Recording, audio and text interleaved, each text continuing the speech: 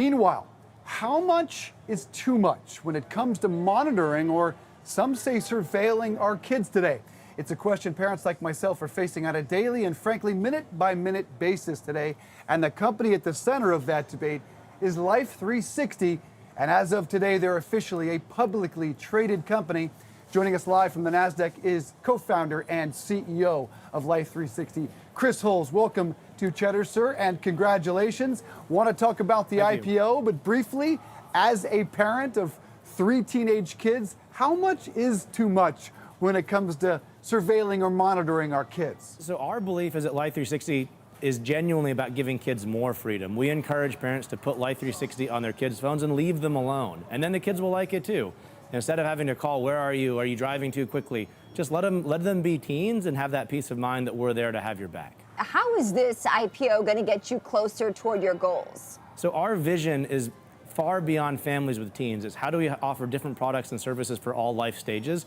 We're already the 14th biggest app in the country. We're much bigger than people realize, but our premium product really is anchored around families with teens. We want to build services for when you don't have kids, when you have aging parents, everything in between. And in the same way that we were very confident that location sharing for people would become absolutely normal, we think it's going to be the same thing for devices. So the idea of losing your keys, a pet, a car, a backpack, that's going to be downright archaic. And Life360 is going to spearhead that transition to this world where you know where everything you care about is. We really want to keep you close to the ones you love. For those that don't know, how do you differentiate yourselves from the Apple AirTag and from the Apple Find Me app?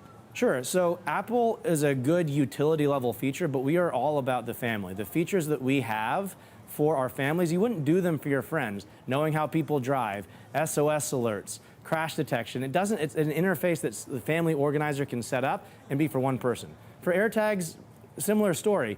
It is a great product, but we're going to make it different. We have a lineup we're going to launch this year, which is very focused on Life360. I don't want to spill the beans too early on that. But one very, very big differentiator now for Life360 is safety of protecting your things and people versus AirTags. So AirTags, they have a lot of things like if a thief steals your bike with an AirTag on it, it's going to get ding, ding, ding. That thief can actually be notified that they're being tracked. Same if someone takes a kid. It's not a useful product for that. Apple's very clear. It's not about protecting against theft or kidnapping. It's about lost stuff. Life360 goes deeper. We have our SOS functionality.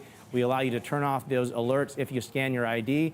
So if you really want to protect the things you care about, it's very different than AirTags. We really are the only choice you have. Chris, I see that as of the end of March, you had 66.4 million active users, 1.9 million global paying circles on the platform. How do you expect those numbers to grow? We certainly think it can grow quickly as we expand to new regions. Even in the US, where we have high penetration, our most penetrated states are actually growing the fastest. So we have this growth flywheel that once people start talking about the product, it really takes off. And now international is also a big focus for us. And our MAU, monthly active users, they grew 40% year over year in Q1 because we really are seeing the entire category take off. So we have an aspiration in the midterm to reach over 150 million monthly active users.